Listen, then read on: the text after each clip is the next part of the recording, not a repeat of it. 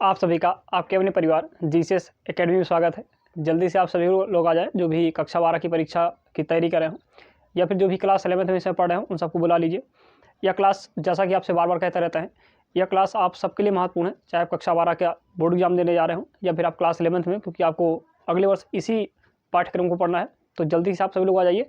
और इस साइंस की क्लास में जैसा कि आपको फिर से बार क्लियर कर दें, ये आपकी भौतिक विज्ञान की क्लास है। यहाँ पर जो आपके न्यूमेरिकल क्वेश्चन से करवाए जा रहे हैं। अगर आपको कुछ भी ना आ रहा हो, जो भी आपके अंक के प्रश्न है, और तब भी आप सीखने के इच्छुक हों, तो आप यहाँ पर आपका स्वागत है। और आप पेन कॉपी लेकर बैठें। जितने क्वेश्चन आपको यहाँ पर करवाए जाते हैं उन सबको आप विधिवत लिखते चलेंगे। किसी प्रकार की कोई भी समस्या होती है तो आप निश्चित रूप से कमेंट कीजिएगा, जिससे उसे विशेष प्रकार से देखने का प्रयास किया जाएगा। क्लियर है? और फिर बता दें, यह क्लास आप सबके लिए है। आपको केवल एक कार्य करना है, कॉपी पेन लेकर बैठिएगा। जितने क्वेश्चन आपके सामने करवाए जाएं ये सब महत्वपूर्ण है आपके एग्जाम के लिए। आपको बताऊंगा भौतिक विज्ञान के जो टोटल नंबर आपके 70 नंबर का पेपर होना है यूपी बोर्ड में, उसमें से करीब 20 से 25 नंबर के आसपास का न्यूमेरिकल आता है। और कक्षा 12 के सिलेबस में 70 में से 25 नंबर आपको पता होगा कितने महत्वपूर्ण होते हैं, इसलिए हर एक नंबर आपके लिए महत्वपूर्ण है। तो 25 नंबर आपको या 20 नंबर आप इसे छोड़ नहीं सकते हैं, इसलिए आप कॉपी पेन लेकर आएँ और साथ साथ में हर क्वेश्चन को नोट करते रहें। इस बात का हमारा दावा है कि अगर आपको कुछ भी नहीं आता होगा, बस केवल आपको ध्यान से देखना है, समझना है और लिखते चलना है। लास्ट तक जब क्लास आपकी समाप्त होगी तो जितने क्वेश्चन आप करवाए जाएंगे, हर क्वेश्चन आपका एकदम बेहतर तरीके से तैयार हो जाएगा। क्लियर है? तो वीडियो को स्किप ना करें। और अगर आप पहली बार आप क्लास यहाँ पर आए हैं तो ऐसी अवस्था में आप क्या करें, सब्सक्राइब कर लें, जिससे बाकी क्लासेस भी आपको मिलती रहें। और आप बेल आइकन को ओपन कर लीजिएगा, साथ साथ लाइक शेयर आप करते रहें। क्लियर है? चलिए बताना चाहेंगे, क्वेश्चन आपको दिखेगा, आप क्वेश्चन देख करके एक बार पढ़ लें, कॉपी में नोट कर लें, उसके बाद साथ क्वेश्चन को आप आगे सॉल्व करें। क्लियर है?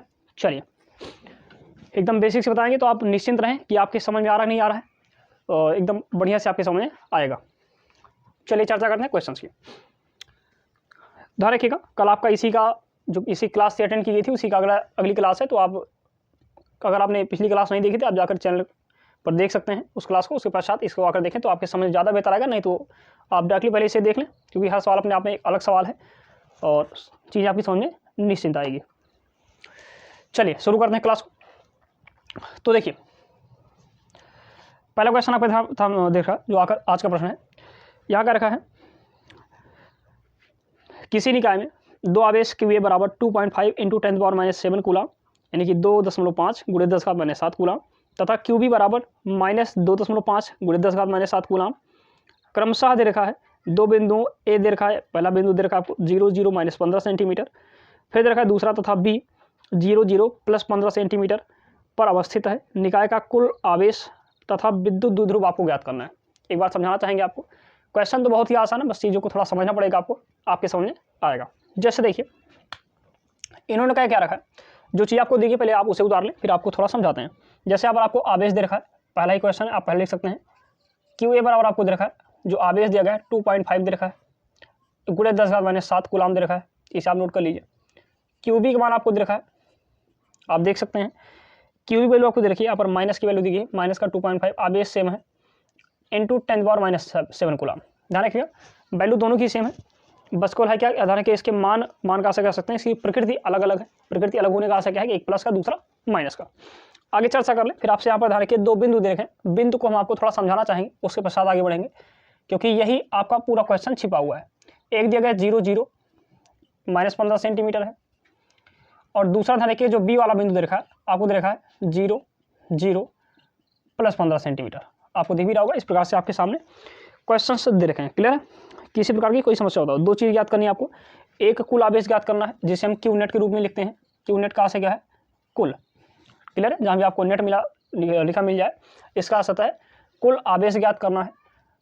और दूसरी कंडीशन क्या ज्ञात करनी है आपको? द्विध्रुव यानी वैद्युत द्विध्रुव, हम पी की वैल्यू ज्ञात करनी है। हमें क्या ज्ञात करनी है? आपको पी का मान ज्ञात करना है। क्लियर है? दो चीज़ें आपको ज्ञात करनी है। चलिए थोड़ा सा आपको बिंदु को डिफाइन करते हैं, उसके पश्चात आपको यहाँ पर इस चीज़ों को समझा जा रहा है। जैसे देखिए इसको थोड़ा ध्यान से देखिएगा, आपको बताओगे इसके पहले आपने पढ़ा होगा निर्देशांक ज्यामिति। तो निर्देशांक ज्यामिति कंडीशन क्या थी आपके सामने? आपने एक्स वाई पढ़ा होगा, आप याद कीजिए इस प्रकार से, ये आपका वाई अक्ष और ये आपका ध्यान रखिएगा एक्स अक्ष। आपको भली भांति याद होगा, हम इस बात को मान रहे हैं कि आप इस चीज़ आपको थोड़ा क्लियर हुई होगी। नहीं हुई तो आप इसको देख लें। इससे पहले जब आपने पढ़ा तो क्या पढ़ा आपने? इसे वाई अक्ष पढ़ा, इसे आपने एक्स अक्ष पढ़ा है, और ये भी आपको पता है यानी इसके ऊपर की वैल्यू y की प्लस में होती है, जबकि नीचे की वैल्यू किसी होती है माइनस में होती है। इसी प्रकार से इसके इस ओर x प्लस में होता है, इसके इस ओर क्या होता है, माइनस में होता है। ये क्लास 10th तक का आपका लेवल था, आप पहुँचे क्लास 12th में, इसलिए ऐसी अवस्था में थोड़ा सा एक अक्ष और बढ़ गया। इसे क्या कहते हैं, इसे y अक्ष कहते हैं, इसे अक्ष कहते हैं या x अक्ष कहते हैं। एक तीसरा अक्ष बढ़ गया जिसका नाम है z अक्ष। क्लियर है, वो ध्यान रखिएगा, इन दोनों के बीच से निकाला जाता है इस प्रकार से। आपका कौन सा आ गया, ये आ गया z अक्ष। किसी प्रकार की अगर आपको कोई आपत्ति हो तो बताइए। आप देख सकते हैं, अगर इसी फिगर को थोड़ा सा घुमाएं, एक बार नोटिस करना, इसी फिगर को ऐसे थोड़ा हम घुमा दें तो ये ऊपर चला जाएगा, ये यहाँ पहुँच जाएगा, ये यहाँ आ जाएगा और यहाँ चला जाएगा। ऐसे कहते हैं, या फिर ऐसे समझिएगा, आपके पास 3 अक्ष हैं, हम इसको कैसे बना सकते हैं, इसको अगर हम बनाना चाहें तो हम ऐसे बना सकते हैं, इस प्रकार से, ये इस प्रकार से, इसे हम z कह दें, इसे हम x कह सकते हैं और इसे हम y कह सकते हैं। बात वही है, 3 ही अक्ष हैं, किसी को कहीं भी लिख सकते हो, उसका नाम आप याद रखेंगे, z के पश्चात आपका x, उसके बाद y। अगर इसे हम थोड़ा ऐसे नीचे बढ़ा दें आगे, तो अगर आप ध्यान दें इस प्रकार से जो आपके सामने था, ऊपर वैल्यू प्लस में होती है, जबकि नीचे वैल्यू किसी में होती है, माइनस में होती है। उसी प्रकार से इसे भी आगे बढ़ा सकते हो, इसे आगे बढ़ा सकते हो, क्योंकि आपको आवश्यकता किसकी दी गई है, हम आपको समझाना क्या चाहते हैं, समझिएगा। जब आपके पास 2 बिंदु दिया जाता था, मान लो 2 और 1 दे दिए, इसका मतलब है कि x और y का मान दे रखा है, x का मान 2 है, y का मान 1 है। लेकिन अवस्था क्या, आप देखिए, जब आपके पास 3 अक्ष हो गया, आप देख सकते हैं 3 अक्ष कौन कौन सा है, तो एक, आप इसको बेहतर देखिएगा, सीधी रेखा होगी। 3 अक्ष कौन कौन सा है, x अक्ष, y अक्ष और z अक्ष। क्लियर है, तो बिंदु भी 3 हो जाएंगे, जैसे आपको यहाँ दे रखा है 0 0 माइनस 15 सेंटीमीटर, फिर 0 0 प्लस 15 सेंटीमीटर। बताना चाहेंगे बी बिंदु जो है प्लस का है, तो कहने का इसके ऊपर प्लस का होता है, तो बी बिंदु कहाँ पर स्थित होगा, ऊपर। हम मान लेते हैं यहाँ पर है, यहाँ से इसकी दूरी 15 है। क्लियर है, कितनी मिल जाएगी, 15। और नीचे चर्चा कर लें तो क्योंकि माइनस का है तो उतनी ही दूरी पर क्या है, यहाँ भी मिल जाएगा आपको 15। ये इसका नाम है बिंदु ए, इसका नाम बिंदु बी है और इसका नाम बिंदु ए है। इसको समझेंगे बढ़िया से, क्योंकि थोड़ा टाइम लग सकता है, फिर बता रहे हैं। अगर आप बेहतर समझ रहे होंगे, इस जैसे सवाल आपके एग्जाम में पूछे जाते हैं, समय लग सकता है, समय की परवाह ना करें, बस आप चीज़ों को समझते चलें। क्लियर है, तो अगर देखो, क्योंकि वैल्यू प्लस यानी माइनस की नीचे होती है तो नीचे बिंदु ए हो जाएगा, वैल्यू प्लस की ऊपर होती है इसलिए बिंदु बी हो जाएगा आपका ऊपर। क्लियर है, और इस बिंदु बी का नाम क्या है, आप देख सकते हैं, क्योंकि देखिए कंडीशन क्या है, यहाँ 0 0 माइनस 15 प्लस 15 दिया गया ऊपर, तो इसका मतलब क्या है कि x और y 0 है, जबकि बी जो आपका z का मान दिया गया, कितना दिया गया, 15 दिया गया। तो हम कह सकते हैं यहाँ से लेकर यहाँ तक का मान कितना है, 15 है। ध्यान रखिए, ये मान 15 है। माइनस की वैल्यू वाली बात कर ले तो 0 0 मतलब x और y का मान 0 दे रखा है, जबकि z का मान कितना दिया गया है, माइनस 15, मतलब यहाँ से नीचे की ओर 15 जाएंगे। तो आप स्वयं ध्यान दें, ये 15 और ये 15, तो दोनों के बीच का टोटल गैप कितना हो जाएगा, क्योंकि यहाँ से ये भी 15 है और यहाँ से भी 15 है, तो 15 15 30। अगर हम आपसे कह दें कि बिंदु ए और बी के बीच की दूरी कितनी है, तो आप कह सकते हैं ना कि 30 सेंटीमीटर है, क्योंकि ये 15 और ये 15। तो ध्यान रखिएगा, इसको लिखना चाहता आप बिंदु के रूप में इसे डिनोट कर सकते हैं ऐसे कि 0 0 प्लस का 15 ही 15 सेंटीमीटर, आप समझ लें, ये 15 सेंटीमीटर है। इसी प्रकार से यहाँ 0 0 माइनस 15 सेंटीमीटर। क्लियर है, ये वैल्यू आपके सामने यहाँ पर देखने को मिल जाएगी। इस प्रकार से आपके सामने फिगर ये बनेगा जो आपको दिख रहा है। क्लियर है, तो ध्यान रखिएगा, आपको यहाँ पर दिया क्या गया था, आपको ये क्लियर हो गया होगा, यहाँ से और यहाँ के बीच की दूरी कितनी मिलेगी आपको 30 मिल जाएगी। तो हम कह सकते हैं, अगर आपको थोड़ा सा याद दिलाएं, अगर आपको याद हो तो आप द्विध्रुव जानते होंगे क्या होता है। इस प्रकार से 2 आवेश होते थे, एक प्लस का क्यू और दूसरा माइनस का क्यू, यानी विपरीत प्रकार के, साथ साथ उनकी वैल्यू सेम रहा करती थी, लेकिन उनकी प्रकृति ध्यान रखिएगा अलग अलग हुआ करती थी। और इनके बीच की दूरी को हम 2l से लिखा करते थे। क्लियर है, तो आपका फार्मूला निकल कर आया करता था, क्योंकि यहाँ देखो दो क्वेश्चन ज्ञात करने हैं, एक पी का मान ज्ञात करना है, दूसरा क्यू नेट का मान ज्ञात करना है। तो अगर हम क्यू नेट की बात कर लें, पहले इसको बात करते हैं, दोनों के बीच की दूरी आपको क्लियर हो गई है, इसलिए हमने इसको उठाकर यहाँ रख दिया है। क्लियर है, तो प्लस क्यू का है जो आपको क्यू ए दे रखा है, एक आप इसको देख भी सकते हैं, क्यू ए का मान यहाँ पर है, यानी ये वैल्यू आपकी यहाँ आएगी, ये वैल्यू आपकी यहाँ आएगी। तो ऐसे कह सकते हैं, अगर बिंदु ए को यहाँ लिखें, बिंदु बी को यहाँ लिखें इस प्रकार से, तो आपको देखने को मिल सकता है जो वैल्यू आपको दी गई है, ये यहाँ से यहाँ तक की वैल्यू कितनी दी गई है, आप देखिए यहाँ से यहाँ तक कितना है, 30 सेंटीमीटर, तो इसे 30 सेंटीमीटर लिख सकते हैं। क्लियर है, क्यू ए की बात कर लें, यानी इस पर ए पर आवेश कितना है, तो आप देखिए 2.5 इंटू 10⁻⁻7 कूलाम, और बी पर कितना, तो आप देखिए माइनस का 2.5 गुणे 10⁻⁻7 कूलाम। क्लियर है, दोनों आपको आवेश दे रखे हैं। इस प्रकार से अगर हम इसे सॉल्व करते हैं तो फिगर आपको समझ आओगा, हम फिगर को मिटाते हैं, क्योंकि फिगर बनाने का हमारा केवल इतना उद्देश्य था कि आपको दोनों के बीच की दूरी समझा दें। और साथ साथ जो आपका ये 3 अक्ष वाला जो आपका बिंदु दिया गया है इसे भी आपको हम समझा सकें, और उम्मीद करते हैं इसमें हम सफल रहे होंगे और आप बेहतर समझे होंगे। चलिए तो इसे मिटाते हैं, उसके बाद क्वेश्चन को सॉल्व करना शुरू करते हैं। देखिए क्वेश्चंस आपसे पूछा गया पहले क्यू नेट का मान पूछा गया है। आपको बताना चाहेंगे क्यू नेट का फार्मूला जो होता है आपका, यानी जब भी आपसे कुल आवेश पूछा जाए तो ध्यान रखिएगा Q1 + Q2 होता है। Q1 + Q2 का अर्थ क्या है कि पहला आवेश और दूसरा आवेश इसे जोड़ दीजिए, यहाँ पर QA दे रखा है और दूसरा आवेश आपका QB दे रखा है, तो इसे लिख दीजिएगा। QA का मान यहाँ अगर नोट करें तो आप देख सकते हैं 2.5 × 10⁻⁷ है, और प्लस यहाँ पर है, और QB का मान आप देख सकते हैं माइनस का 2.5 है, तो माइनस और प्लस मिलकर माइनस हो जाएगा, माइनस का 2.5 × 10⁻⁷। क्लियर है? आपको दिख रहा होगा, कहीं अगर आपको समस्या बताइए। चलिए आपको पता होगा ये प्लस का है, यानी कहने का ये माइनस का है, तो ऐसी अवस्था में ये प्लस और माइनस कट जाएंगे, जो बचने वाली वैल्यू आपकी क्या मिल जाएगी, आपकी 0, क्योंकि दोनों सेम है। ऐसे कहते हैं चाहे घट जाएंगे तब भी 0 आ जाएगा, क्योंकि एक जैसा है, घटाना है, और साथ साथ चाहे कहते हैं प्लस माइनस का कट जाएगा आपका 0 आएगा। यानी अगर आपसे क्यू नेट का मान पूछे, ये कुल आवेश पूछे तो आंसर क्या आएगा आपका 0 आ जाएगा। लेकिन दूसरा क्वेश्चन भी आपसे पूछ रखा है, क्या पूछ रखा है, तो आपसे दूसरा पी की वैल्यू पूछी गई, द्विध्रुव का मान पूछा गया है, और पी बराबर आपको भली भांत पता है क्या फार्मूला होता है, पी बराबर, जल्दी बताइए इसको आप कमेंट करें कि पी बराबर फार्मूला क्या होता है। चलिए आपके सामने कहिए तो हम ऑप्शन दे दें आपको, और आप जल्दी से लगा कर बताएं, या आप कमेंट कर दीजिए। देखिए आप चाहे ऑफलाइन देख रहे हो चाहे ऑनलाइन देख रहे हो, करेगा से चाहे लाइव देख रहे हो चाहे आप इस समय हमें ऑफलाइन देख रहे हो, लेकिन कंडीशंस क्या है, मतलब बाद में देख रहे हो, तब भी आप इसका कमेंट जरूर करें।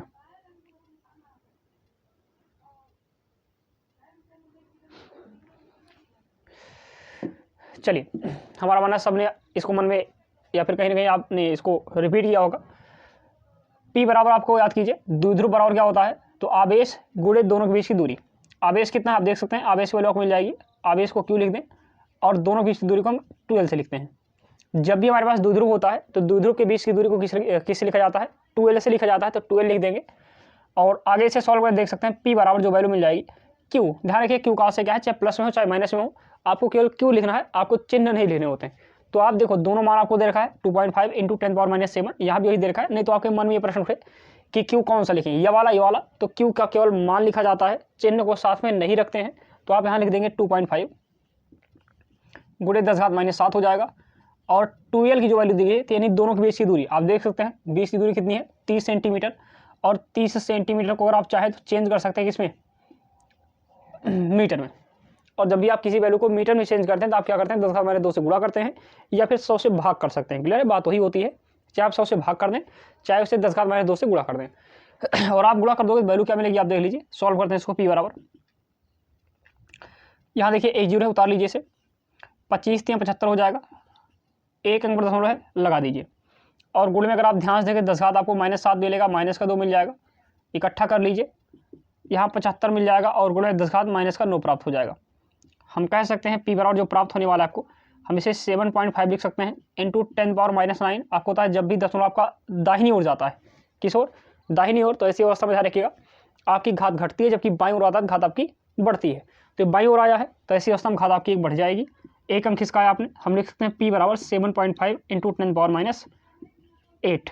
द्विध्रुव क्या है, द्विध्रुव का मात्रा क्या होता है, तो आपको पता होगा, ये आपको आवेश दिया गया है, ये आपको लंबाई दी गई, हम कह सकते हैं कूलाम × मीटर। क्या लिख सकते हैं, कूलाम × मीटर इसका मात्रक होता है। इतना आंसर आपके सामने प्राप्त हो जाएगा। चलिए किसी प्रकार की कोई समस्या हो तो बताइए। सवाल बेहद ही बेहतर था, यानी ऐसे कह सकते हैं कि बहुत ही महत्वपूर्ण था आप सबके लिए। प्रारंभ में आपको लगा जरूर होगा कि आपको ये लगा नहीं सकते, लेकिन उम्मीद करते हैं सवाल आपके समझ में बेहतर आए होंगे। क्लियर है, चलिए आगे बढ़ते हैं इसके अगले क्वेश्चन की ओर। इसे आप लगा लीजिए, उतार लीजिए, और एकदम थोड़ा सा हमें आप 40-50 मिनट का समय दीजिए, जैसे कि हम कहते हैं प्रत्येक दिन। और आप साइंस के जितने भी न्यूमेरिकल्स हैं, अभी तो आपको केवल न्यूमेरिकल पढ़ाए जा रहे हैं, अगर आपका सबका सपोर्ट बेहतर रहा तो आने वाले समय में जितनी डेफिनेशंस वगैरह है ये सब भी आपको करवाई जाएगी, जितनी भी थ्योरी वगैरह है ये सब करवाई जाएंगी, तो पूरी तरह से आपकी साइंस धारे की कवर की जाएगी। और साइंस का लेवल ऐसा होगा, थोड़ा सा आप समय दें, साइंस का लेवल ऐसा रखा जाएगा, आप किसी परीक्षा में जाएँ, एनडीए जैसे एग्जाम में जहाँ साइंस पूछी जाती हैं, या किसी ऐसे एग्जाम में जहाँ साइंस पूछी जाती है, वो सब आपके यहाँ कवर करवाया जाएगा। क्लियर है, बस केवल आपको करना क्या है, थोड़ा सपोर्ट करें। सपोर्ट करने का से अगर आप नए हो सब्सक्राइब कर दें, साथ साथ लाइक कर दें, शेयर कर दें, इस वीडियो को या फिर क्लास को उन तक पहुँचाएँ जिन्हें क्लास की जानकारी नहीं है या जिन्हें ये नहीं पता है कि हाँ पढ़ाया जा रहा है। क्लियर है? चलिए उम्मीद करते हैं क्वेश्चन आप समझोगे। बढ़ते हैं अगले क्वेश्चन की ओर। अगला क्वेश्चन आपको दिखेगा और एक बार उसके देखकर लगाने का प्रयास करें। आ जाए तो बेहतर है, नहीं आता तो घबराएं नहीं, अगला सवाल आपको बताया जाएगा। क्लियर है? चलिए अगला क्वेश्चन आपके सामने दिखेगा। आपको क्वेश्चन दिख रहा है 4 × 10⁻⁹ सेंटीमीटर द्विध्रुव सेंटीमीटर का सीएम लिखा है, मतलब कूलम मीटर। आपको पता होगा द्विध्रुव का मात्रा क्या होता है, कूलम मीटर होता है। सीएम जरूर लिखा गया, सेंटीमीटर नहीं कूलम मीटर है। क्लियर है? तो आपको क्या रखा है यहाँ पर कि 4 × 10⁻⁹ कूलम मीटर द्विध्रुव आघूर्ण को कोई विद्युत द्विध्रुव 5 × 10⁴ न्यूटन प्रति कूलम, यानी न्यूटन कूलम इनवर्स दिया गया है, तो उसका आशय क्या होता है, न्यूटन प्रति कूलम होता है। परिमाण के किसी एक समान विद्युत क्षेत्र की दिशा से 30 अंश पर संरेखित है। क्लियर है?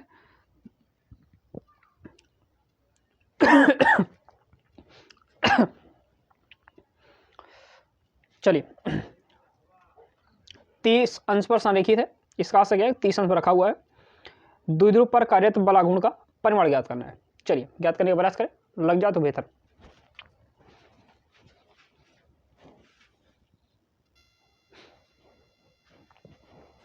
चलिए तो लगाइए इसको। क्वेश्चन आपको दिख रहा होगा। जब भी आप साइंस के सवालों को लगाएं तो पहले आप धैर्य रखें, सबसे पहले आपका कार्य है। दूसरे क्वेश्चन से जो भी दूसरा तरीका आपको जो भी आपके सामने दे रखा है वैल्यू को पहले आप उससे नोट कर लें, जो पूछा गया उसे आप सामने लिख लें, जिससे जब भी आप फार्मूले वगैरह लगाएं तो आपको इस चीज़ का ज्ञात होता रहे, आप आभास करते रहे कि करना क्या है आपको। जैसे आप ध्यान से देखें, यहाँ पर दे रखा आपको पी बराबर दे रखा आपको, यानी पी का से क्या है कि दे रखा है 4 × 10⁹ कूलम मीटर द्विध्रुव दे रखा है। द्विध्रुव कहाँ से क्या है, पी। ध्यान रखिएगा, यानी आप यहाँ पर पी का मान दे रखा है, इसे द्विध्रुव कहते हैं। तो पी वैल्यू देखिए आपको 4 × 10⁻⁹ कूलम मीटर है। थोड़ा इनके लिखने का तरीका भी गलत रहा, इसलिए हो सकता है सेंटीमीटर पढ़ने में इसे सेंटीमीटर पढ़ा गया, क्योंकि सी कैपिटल का होता है और यम जो है आपका क्या होता है, स्मॉल का होता है। तो कूलम मीटर पढ़ा जाता है इसे। पी का मान दे रखा है। क्लियर है? आगे चर्चा कर ले। फिर कह रखा है इन्होंने द्विध्रुव आघूर्ण को कोई विद्युत द्विध्रुव कह रखा है कि 5 × 10⁴ न्यूटन प्रति कूलम परिमाण के किसी एक समान विद्युत क्षेत्र की दिशा से 30 अंश पर संरेखित करता है। यानी कि आपको ई का मान दे रखा है, विद्युत क्षेत्र का मान दे रखा है, कितना दे रखा है, तो आप देख सकते हैं 5 × 10⁴ 5 × 10⁴ न्यूटन प्रति कूलम की वैल्यू दे रखी है। और साथ साथ कोण दे रखा है, जिस कोण पर है वो कोण कौन सा है, 30 अंश है। आपसे पूछा गया, आप देख सकते हैं द्विध्रुव पर कार्यरत बलाघूर्ण का परिमाण ज्ञात करना है, यानी आपसे टाउ का मान पूछ रखा है। आपको पता होगा बलाघूर्ण को किससे लिखते हैं, टाउ से लिखा जाता है, तो आपसे टाउ की वैल्यू पूछ रखी है। क्लियर है? किसी प्रकार कोई समस्या बताइए। आप सबको पता है टाउ का मान निकालना है, तो ऐसी ऑप्शन सीधा एक सूत्र होता है टाउ का, बलाघूर्ण वाला। टाउ बराबर होता है पी sin थीटा। आपको पता होगा इस सूत्र आपका होता है, जब भी आपके पास पी हो, ई हो और थीटा हो तो आप टाउ का मान आसानी से निकाल सकते हैं। और वैसा ही आपके सामने दे रखा है। यहाँ अगर आप ध्यान से देखें तो पी की वैल्यू कितनी मिल जाएगी आपको, 4 × 10⁻⁹ मिल जाएगा। ई का मान आप देखिए आपको दे रखा है 5 × 10⁴ प्राप्त हो जाएगा। और साइन लिखेंगे और थीटा की वैल्यू क्या प्राप्त हो जाएगी, 30 अंश। क्लियर है? यहाँ इसे सॉल्व करते हैं तो 4 × 5 करें, 4 × 5 = 20, यहाँ 20 हो जाएगा। और गुणे में ध्यान रखिए 10 यहाँ पर -9 है और यहाँ +4 है, इसे इकट्ठा कर लेते हैं। और गुणे में साइन 30 अंश कितना होता है, 1/2 होता है, इसे लिख लेंगे। 2 से काटेंगे आपको यहाँ पर 10 आ जाएगा। आगे बढ़ाकर इसको लिख सकते हैं, यहाँ पर 1 बचेगा और ये ऐसे कर सकते हैं 10 का 9 10 हो जाएगा। और गुणे 10 -9 और +4 कितना हो जाएगा, तो माइनस का आपका 5 प्राप्त हो जाएगा। क्लियर है? इस थोड़ा और आगे सॉल्व करें तो लिख सकते हैं अपने हिसाब से 10 अंक खिसकाते हैं, या फिर ऐसे कह दें कि इसके ऊपर 1 हम लगा सकते हैं। यहाँ पर 10 एक बार है, यहाँ -5 बार है, इसे इकट्ठा कर लीजिए तो लिख सकते हैं इसे 10 की घात -5 + 1 क्या हो जाएगा, 10 घात -5 + 1 प्राप्त हो जाएगा आपको। क्लियर है? और ऐसी कंडीशन में आपको होता है यहाँ -5 यहाँ +1, इसे इकट्ठा करते हैं तो 10 घात -4 प्राप्त हो जाएगा। किसका मान है ये टाउ की वैल्यू है। और होता है टाउ का मात्रक क्या होता है, तो न्यूटन मीटर। न्यूटन मीटर क्या होता है, इसका मात्रक होता है। क्लियर है? आप देख लीजिए 10⁻⁴ आपका आंसर होगा। किसी प्रकार की कोई समस्या बताइए। आशा करते हैं चीज़ों को आप बेहतर समझ रहे होंगे। कहीं भी अगर आपको समस्या तो बताइए। एक बार फिर बता दें, आपको यहाँ पी का मान दे रखा था 4 × 10⁻⁹ कूलम मीटर। ई का मान दे रखा था आपको 5 × 10⁴ न्यूटन प्रति कूलम। और थीटा का मान दे रखा था आपको 30 अंश। टाउ की वैल्यू पूछी गई थी। टाउ का से बला गुण पूछा गया था। टाउ बराबर आपका फार्मूला क्या होता है, P E into sine theta. आप सब जानते होंगे, अगर आपने चैप्टर को थोड़ा बहुत पढ़ा है, नहीं भी पढ़ा है तो आप मान लीजिए फार्मूला होता है। क्लियर है। यहाँ से आपने क्या किया, पी का मान रख दिया जो कि 4 × 10⁻9 था। आपने ई का मान रख दिया जो कि आपको दिया गया था 5 × 10⁴। आपने साइन लिखा और थीटा का मान रख दिया 30 अंश। क्लियर है। और जब आपने इसे सॉल्व किया तो 4 × 5 = 20 हो गया और 10⁻9 और +4 आपने इसे इकट्ठा कर दिया और ऐसी अवस्था में साइन का 30 अंश का मान रखा, 1/2 आया, काटा आपने यहाँ पर 10 प्राप्त हुआ। आपने इकट्ठा किया तो आपको कितना मिल गया, 10⁻4 न्यूटन इंटू मीटर प्राप्त हो गया। ये किसका मान है, टाउ का, यानी कि बला गुण। क्लियर है। कहीं समस्या हो बताइए।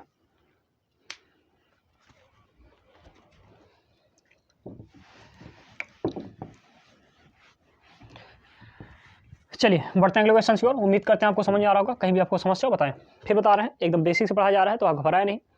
और ऐसे लोग जिनको थोड़ा बहुत ये सब क्वेश्चन आ रहे हैं, आपको काफ़ी लोग होंगे ऐसे जिनको क्वेश्चन आ भी रहे होंगे, तो आप ये ना सोचें यही लेवल है, अभी स्टार्ट किया गया है, बस आप सबके सहयोग की आवश्यकता है, थोड़ा सपोर्ट की आवश्यकता है। और जल्द से जल्द ध्यान रखिएगा, आप सबका वह लेवल दे दिया जाएगा जो कि आप कहीं पर आपको देखने को नहीं प्राप्त होगा। एकमात्र ऐसा स्थान जहाँ पर आपको हर प्रकार के क्वेश्चन करवाए जाएंगे, जिसका विशेष ध्यान रखें। बस आपको भी कुछ कार्य करना है। जैसे कि कहते हैं, अगर आप नए हैं तो सब्सक्राइब कर दें, अगर आप पहले से आप अपने परिवार के सदस्य हैं तो आप लाइक करें और शेयर करना तो ना भूलें। क्लियर है। चलिए चर्चा करते हैं अगले क्वेश्चन की ओर। क्वेश्चन बहुत ही बेहतर है, आपको दिख रहा होगा, आप क्वेश्चन को देख सकते हैं। दे रखा है, ऊन से रगड़ी जाने पर कोई पॉलीथीन का टुकड़ा 3 × 10⁻7 कूलाम किरणावेश से आवेशित पाया गया। और पहला दे रखा आपको स्थानांतरित इलेक्ट्रॉनों की संख्या ज्ञात करनी है। क्या ज्ञात करना है, स्थानांतरित इलेक्ट्रॉनों की संख्या ज्ञात करनी है। दूसरा क्या रखा है, क्या ऊन से पॉलीथीन में संहति का स्थानांतरण भी होता है, ये पूछ रखा है। 2 क्वेश्चन। पहला क्वेश्चन पूछ रखा है, क्या पूछ रखा है कि कितने इलेक्ट्रॉन उस ऊन से कहाँ चले गए, या ऐसे कह सकते हैं कि एक पदार्थ से दूसरे पदार्थ में जो गए हुए हैं वो उनके इलेक्ट्रॉनों की संख्या ज्ञात करनी है। और दूसरी कंडीशन ध्यान रखिएगा, पूछा गया है क्या ऊन से पॉलीथीन में संहति मतलब द्रव्यमान होता है। संहति यहाँ से आप कुछ और ना समझे, इसका से द्रव्यमान का स्थानांतरण होता है, ये आपसे पूछ रखा है। 2 क्वेश्चन से, कोई कहने की बात नहीं है, एकदम आसानी से आप लगा सकते हैं। चलिए आपने जब इस चैप्टर को पढ़ा होगा शुरू में, क्योंकि यहाँ पर सबसे लेकर रखा है कि स्थानांतरित इलेक्ट्रॉनों की संख्या आपको आंकलित करनी है, तो आपको एक छोटा फार्मूला क्लास 10th में भी आपने पढ़ा होगा पहले, जो उसे आप जानते भी होंगे। और नॉर्मली पहले जो आपको दिया गया, जैसा हम आपसे बार बार कहते हैं, जो दिया गया उसे आप पहले नोट कर लें। क्वेश्चन नंबर 3 आपको दिख रहा होगा यहाँ पर, तीसरा क्वेश्चन आज का ये। क्या रखा है, यहाँ क्या रखा है, ऊन से रगड़े जाने पर कोई पॉलीथीन का टुकड़ा, क्लियर है, 3 × 10⁻7 कूलाम के ऋणावेश से आवेशित पाया गया। यानी जो आवेश है वो कितना है, Q बराबर 3 × 10⁻7 कूलाम, इतने का आवेश है। आप देख सकते हैं ऋणावेशित है तो आप माइनस लगा सकते हैं, कोई आपत्ति नहीं, यहाँ पर आप माइनस लगा दीजिए। क्लियर है। और आप बताइए एक इलेक्ट्रॉन पर आवेश कितना होता है, आप सबको होता है -1.6 × 10⁻19 कूलाम।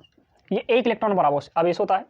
पूछा गया है तो आप देखिए, पहले क्वेश्चन आपसे पूछा गया है n का मान, यानी कि कितने इलेक्ट्रॉन ऐसे हैं कि जो ध्यान रखिएगा एक पदार्थ से दूसरे पदार्थ पर जाएंगे। तो एक पदार्थ से दूसरे पदार्थ कहाँ से, क्या देखो, ऊन से रगड़ा जाएगा पॉलीथीन को। क्लियर है।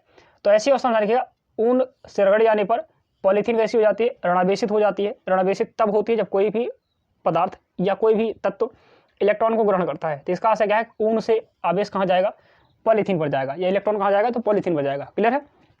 इसका विषय ध्यान रखिएगा। लेकिन कितना इलेक्ट्रॉन जाएगा ये आपसे पूछा गया है, तो n का मान पूछा गया है। आप सबको पता है एक सूत्र होता है Q बराबर n × E का।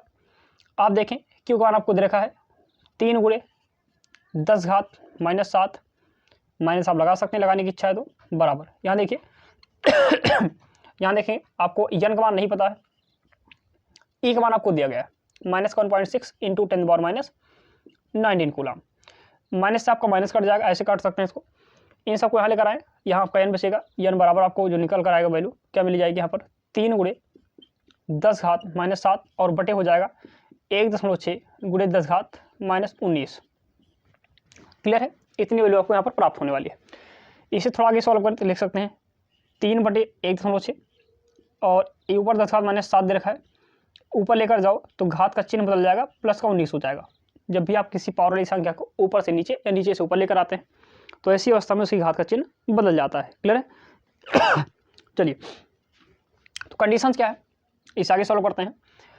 तो इसे लिख सकते हैं 3 बटे, देखो दशमलव हटा सकते हैं, यहाँ से 0 बढ़ जाएगा, जैसे 30 कह सकते हैं, 30 बटे आपका 16 हो जाएगा।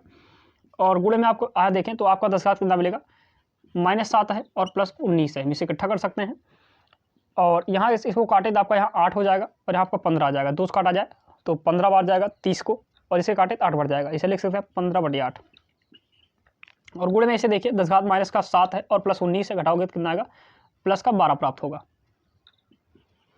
इसे हम आगे और सॉल्व करते हैं तो वैल्यू जो प्राप्त होने वाली है आप देख सकते हैं, n बराबर, अगर 18 को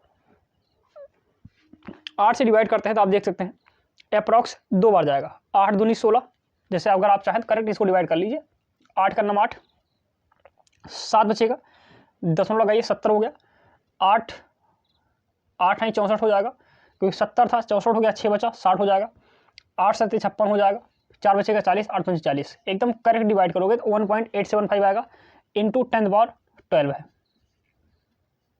क्लियर है? लेकिन इसको लिखना चाहो तो आप देख सकते हैं करीब करीब 2 के करीब है, जिसे लिख सकते हैं n बराबर 2 × 10^12।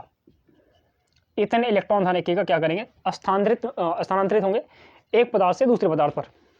क्लियर है? कहीं समस्या बताइए। चलिए, तो आपके समझ में क्वेश्चन आया होगा, उम्मीद करते हैं बेहतर आप समझे होंगे। और इसी का बी पार्ट पूछा गया, आप देख सकते हैं ये आपका पहला पार्ट था, दूसरा पार्ट इसका पूछा गया, पार्ट नंबर बी। देखिए क्या पूछा गया है,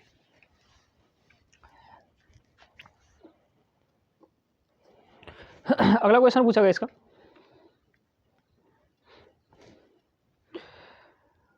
क्या ऊन से पॉलीथीन में संहति यानी संहित का से द्रव्यमान का स्थानांतरण होता है, और अगर होता है तो कितना होता है, आपसे पूछ रखा है कितना, मतलब आप निकाल सकते हैं कितना होता है।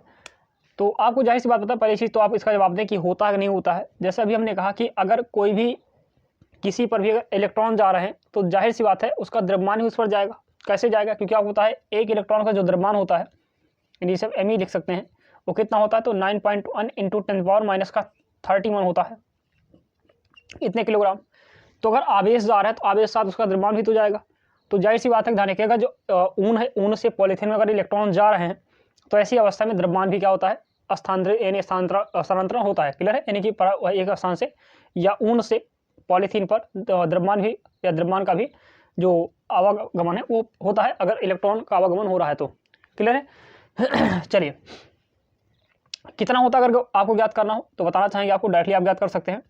आपको पता है टोटल अगर द्रव्यमान निकालें कितना द्रव्यमान स्थानांतरण हुआ है, तो ऐसी अवस्था में करते क्या है, नॉर्मली एक इलेक्ट्रॉन का द्रव्यमान कितना है, तो 9.1 × 10⁻³ कितना मिल जाएगा, -31। वास्तव में कितने इलेक्ट्रॉन गए हैं तो आप देखेंगे 1.875 × 10⁻, कितना प्राप्त होता है आपको, आप देख सकते हैं 12 प्राप्त होता शायद आपको यहाँ पर। अभी आप निकाले थे जो n का मान कितने इलेक्ट्रॉन गए हैं, तो 1.875 था, इंटू 10⁻³ कितना था, 12 था। क्लियर है? इससे आपने 2 मान लिया था, लेकिन आप चाहे तो इतना ही लिखें और दोनों का आप गुणा कर लीजिए। आप गुणा करने चलोगे तो आपको कितना मिलेगा, आप देख सकते हैं 1.875 × 9.1 गुणा करके चेक कर सकते हैं। तो 1 का गुणा 5 से करेंगे, 5 आएगा, 7 आएगा, 8 आएगा और 1 आएगा, 9 करते हैं, 9 बचे 45 का आपको 5 हो जाएगा, 4 9 7 63 63 4 67 आपका 7 आ जाएगा, 6 से 6 बचेगा, 9 72 72 6 कितना हो जाएगा आपका 78 हो जाएगा, 9 का 9 9 और 7 16 ऐड कर ले इसे, 5 7 5 12 के 2 आ जाएगा, 8 7 15 15 और 1 16 के 6 हो जाएगा, 8 9 1 10 के 0 हो जाएगा, 6 और 1 7 और 1 हो जाएगा। क्लियर है? आप देख सकते हैं एकदम एग्जैक्ट गुणा कर दिया गया है। आप सामने जो वैल्यू निकल कर आएगी आप देखिए कितना आ जाएगा, 170625 इतना प्राप्त हो जाएगा। लेकिन 3 अंक पर यहाँ 1 अंक पर यहाँ, यानी 4 अंक पर दशमलव लग जाएगा, ऐसे काउंट करके लगा देंगे आप। ऐसी कंडीशन में आपके सामने इतना मिलेगा और इसे हम लिख सकते हैं इंटू 10⁻, देखिए -31 है और प्लस का 12 है। इसे सॉल्व करते हैं तो आपका आंसर कितना आएगा, 17.06, बाकी छोड़ दीजिए, इंटू 10⁻में कितना आ जाएगा, -31 + 12। इसे अगर आप घटाने चलते हैं तो हमारा माना कितना मिलेगा आपको, -19 प्राप्त होगा। और अगर इससे दशमलव के घातांक खिसकाते हैं तो 1.7, इसे 1 लिख सकते हैं, 6 को हटा करके, गुणे में 10 का कितना हो जाएगा, -19 + 1 ऐड कर दीजिए तो हम लिख सकते हैं 1.71 इंटू 10⁻, कितना हो जाएगा, -20 प्राप्त हो जाएगा, -18 प्राप्त हो जाएगा। क्लियर है? इतने किलोग्राम का द्रव्यमान ध्यान रखिएगा, कहाँ से, ऊन से पॉलीथीन में चला जाएगा। इसका विशेष ध्यान रखेंगे, ऊन से पॉलीथीन में। आपसे क्वेश्चन को यही पूछा गया था कि क्या होता है कि नहीं होता है। और जाहिर सी बात है, अगर इलेक्ट्रॉन जा रहा है तो इलेक्ट्रॉन के साथ उसका मास भी जाएगा, मास का नहीं उसका द्रव्यमान भी जाएगा। जैसे आप कहते हैं कि अगर आपका कुछ द्रव्यमान है और आप कहीं जा रहे हो तो आपका द्रव्यमान कहीं रखा रहेगा क्या? नहीं, आपके साथ ही जाएगा। क्लियर है? उसी बेस पर आपका ये भी होगा, तो उसके साथ द्रव्यमान भी उसका जाता है। और ऐसी कंडीशन में जाएगा तो कितना जाएगा तो आप देख सकते हैं इतनी वैल्यू आपको प्राप्त होने वाली है।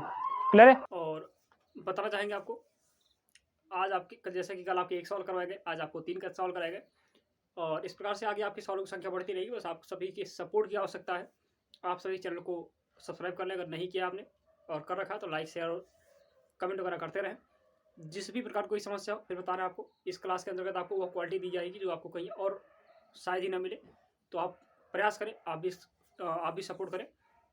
और अगर किसी प्रकार कोई समस्या रही हो पढ़ाने के दौरान, यदि आपको समझ में ना आया हो, किसी प्रकार के कोई भी तथ्य आपके सामने ना बेहतर तरीके से रखे गए हों, तो आप कमेंट करें, उसका विशेष ध्यान रखेंगे। आने वाले क्लासेस में उसको भी विशेष ध्यान दिया जाएगा। तो आज के लिए इतना ही। आप सभी का जुड़ने के लिए धन्यवाद। मिलते हैं कल सेम क्लासेस, सेम प्लेसेस और सेम टाइम पर। क्लियर है?